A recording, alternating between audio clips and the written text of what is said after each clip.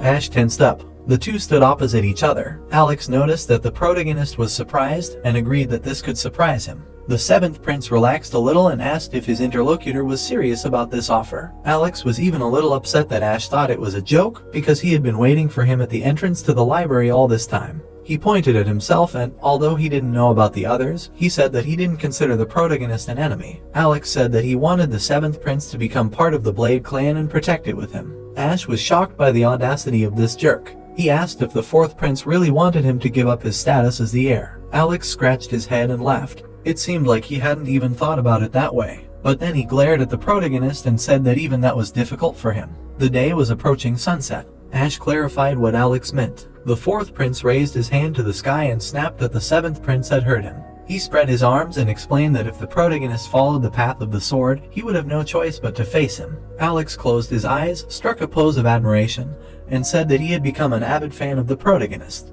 He was sure that Ash's brilliant future was guaranteed if they went the same way, and he thought this was a wonderful idea. The seventh prince looked at his interlocutor with a displeased look. He took these words as Alex's admission that he did not see him as a rival. The clear shadows of the guys fell on the square, and the owner of one of them refused the offer. The fourth prince looked at Ash, not believing what he heard. The protagonist said that he needed something else. He showed his fist and said that Alex would not be able to handle it. The protagonist also asked not to block his path, and then he would allow him to hold on to life. Both princes stood silently opposite each other. Alex's rage gradually boiled up. Nano warned the master that strong energy was quickly focused in the enemy's right hand. He advised using the second position of the butterfly dance, a light circular motion after shifting to the left by half a step. Ash prepared himself, deciding that this was the beginning. He did the move as Nano had recommended, and Alex's hand trembled. The fourth prince was dumbfounded. Then he grabbed his stomach and laughed out loud. The mechanism reported that the strong energy focusing in the enemy's hand was dissipating, and that the enemy's intent to attack had disappeared. Candle lanterns lit the road. Alex admitted that he was angry at first, but when he thought about it, it became funny. He frowned and remarked that the statement about blocking the way sounded pretty cool. Ash did not say anything, since he did not understand Alex's true intentions from his expression. The fourth prince put his hands on his hips, sighed and became upset, considering it a waste of effort.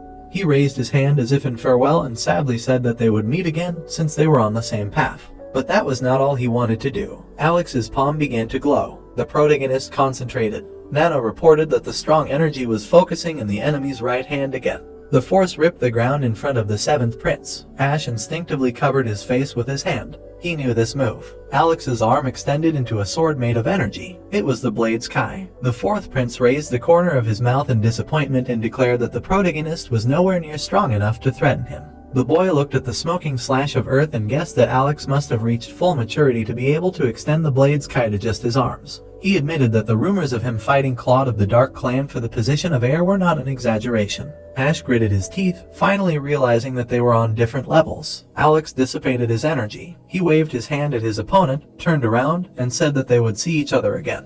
The protagonist clenched his fingers into a fist and cursed in frustration. He thought he was on the same level as the fourth prince after he beat Jack and expelled Maria from the academy. The boy was upset, but he convinced himself not to rush. That evening in the square, he changed his goal of being equal to them to the goal of becoming better. Alex hid his hands behind his back and slowly walked towards his place. He thought about the fact that Ash had calculated his attack in advance. The first time, the fourth prince was going to cut off the protagonist's right arm in one move, but he moved out of his way before he released the Blade's Kai. Alex smirked, noticing that the protagonist was different from the others. The private training room. The door opened. The protagonist closed the door behind him and wondered if he had really come to the right place. He looked around and figured that the width and length of this room were about 2.5 meters. It was square and did not have enough space to practice stances using shadow steps. The guy knocked on the stone wall and made sure that it was quite solid. The protagonist sat down on the floor and decided that if this was the case, he would be able to study quietly without distractions. He thought that if he could gather internal energy here, it should be enough. Ash asked Nano to activate augmented reality and an electronic matrix appeared before his eyes. The mechanism fulfilled the request. Then, a yellow virtual hologram appeared in the augmented reality when the protagonist wanted Nano to create a simulation of the positions scanned from the sapphire tombstone on the second floor. Nano warned that the simulation would be created in the order of the notches. The hologram began to strike countless blows with its sword, moving forward.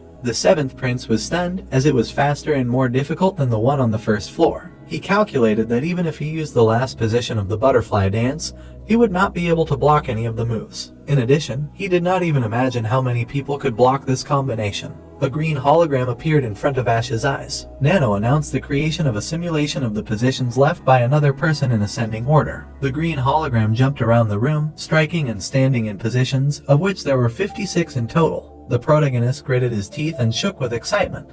He decided that this was madness, and that it was impossible to perfect such a technique without being obsessed with the sword. Ash was truly afraid. It was obvious to him, judging by the process of practicing one position. He admitted to himself that watching a crude and unnatural position become so perfect by the 56th move gave him goosebumps. Both holograms appeared in the augmented reality at once. Ash asked Nano to create a battle with the 56 positions initially carved in order. The mechanism understood him and activated the battle mode in a similar mode at the center point.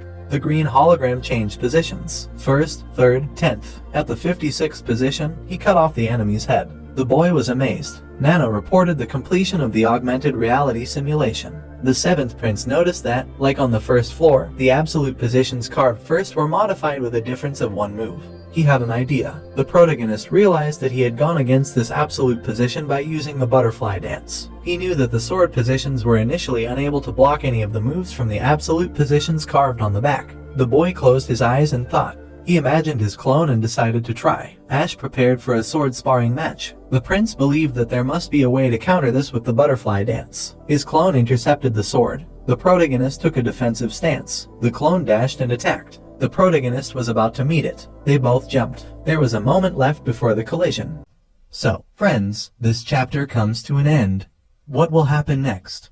We'll uncover it in the next chapter. Don't forget to rate this chapter out of 10 in the comments. We'll see you in the next video. Until then, take care and goodbye.